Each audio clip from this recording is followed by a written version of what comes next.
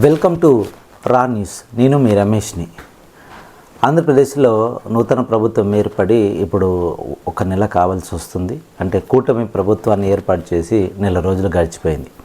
ఈ నెల రోజులలో ప్రభుత్వం ఎలాంటి పనులు చేస్తుంది, ప్రభుత్వాన్ని గురించి ప్రజలు ఏమనుకుంటున్నారనేది ఈరోజు మనం చర్చించుకుందాం. జనరల్గా ఏదైనా ప్రభుత్వం ఏర్పడిన తర్వాత ఆ ప్రభుత్వము సరిగ్గా కుదురుకోవడానికి, అంటే సెటరైట్ అవ్వడానికి కాస్త టైం పడుతూ ఉంటుంది. ఎందుకనంటే గత ప్రభుత్వంలో ఏం జరిగాయి, ఆన్గోయింగ్ ప్రాజెక్ట్స్ ఏంటిది, అసలు ఏం జరుగుతుంది, అసలు ఏదైతే క్యాపిటల్ ఎంత ఉంది, ఏం చేయాలి, ఎక్కడెక్కడ పనులు ఆగాయి, ఎక్కడెక్కడ పనులు నడుస్తూ ఉన్నాయి, అవి మంచిగా కాదా ఏంటిదని చెప్పేసి ఈ రివ్యూలు చేస్తూ ఉంటాయంట. ఏ ప్రభుత్వమైనా కానీ ఫస్ట్ చేయాల్సిందే. ఎందుకనంటే ఏం జరుగుతుందో తెలియకుండా ఏం చేయలేరు కదా. అలాగని చెప్పేసి ఈ ప్రభుత్వం ఏదైతే కొత్తగా ఏర్పడిన ప్రభుత్వం గత ప్రభుత్వాల నుంచి వెళ్ళి ఏం జరిగిందని కొంచెం ఫీడ్బ్యాక్ తీసుకుంటూ ఉంటుంది. ఆ ఫీడ్బ్యాక్ 3 నెలలు పట్టొచ్చు, 6 నెలలు పట్టొచ్చు, ఒక్కొక్క గవర్నమెంట్కి సంవత్సరం కూడా పట్టొచ్చు. ఎందుకనంటే డిపెండ్స్ అపాన్ అక్కడ ఉన్న సిచ్యువేషన్ బట్టి మనం చూడొచ్చు. అయితే ఇప్పుడు ఆంధ్రప్రదేశ్లో కూటమి ప్రభుత్వం ఏర్పడి ఇప్పటికి నెల అవుతుంది. మరి నెల రోజులలో కూటమి ప్రభుత్వం ఏం సాధించింది అంటే ప్రజలలో ఒక నమ్మకాన్ని సాధించిందని నేను అంటున్నారు. ఈ మాట ఎందుకు అంటున్నానంటే చాలామంది ఒక్క నెలలో ఏం జరుగుతుంది అని అంటారు. నిజానికి ఏం జరగకపోవచ్చు, కానీ ప్రజలలో ఒక నెలలో ఒక విషయాన్ని మనం గాఢంగా, అంటే మీన్స్ ఖచ్చితంగా తీసుకెళ్ళే ఒకే ఒక ఏంటంటే నమ్మకం.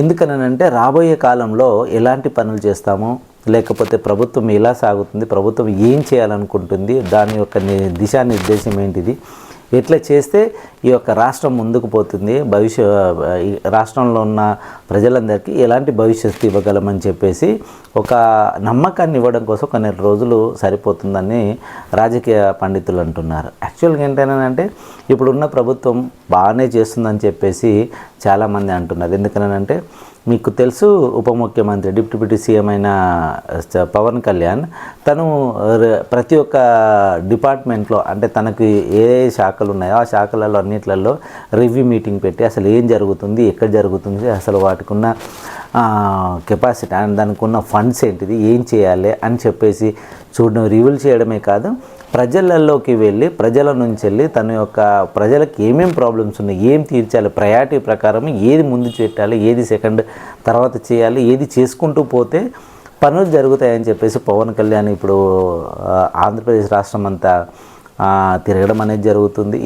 ఈ మధ్యకాలంలో మనకు తెలుసు తన ప్రజా దర్బార్ కూడా నిర్మించడం అనేది జరుగుతుంది. ప్రజలు తన దగ్గరికి వచ్చేసి వాళ్ళ బాధలు, కష్టాలు ఏంటిది, ఏం చేయాలని చెప్పేసి వాళ్ళ యొక్క వినతి పత్రాలను కూడా ఇవ్వడం అనేది జరుగుతుంది. వాటన్నిటినీ క్రోడీకరించి ఒక వ్యవస్థను ఏర్పాటు చేసి ఆ వ్యవస్థ ద్వారా పనులన్నీ చేయాలనుకొని ఉప ముఖ్యమంత్రి అనుకుంటున్నాడు.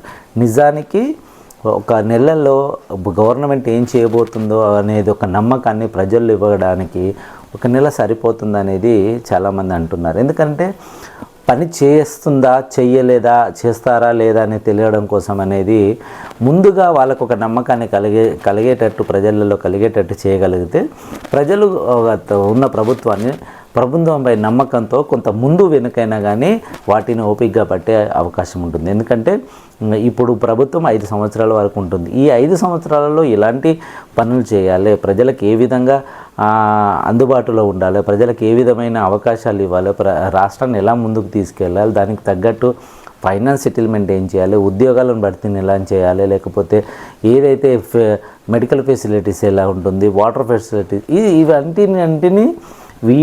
వీటన్నింటిని చూడడమే ప్రభుత్వం యొక్క పని. మరి అలాంటి పనిని చాలా సమర్థవంతంగా వెతుక్కోవాలి అని అంటే, చాలా సమర్థవంతంగా కూడా ముందుకు తీసుకువెళ్ళాలి అని అంటే చాలా కష్టం. దానికి తగ్గట్టు వనరులు ఉండాలి, దానికి తగ్గట్టు మేనేజ్మెంట్ కూడా చేయగలగలేదు.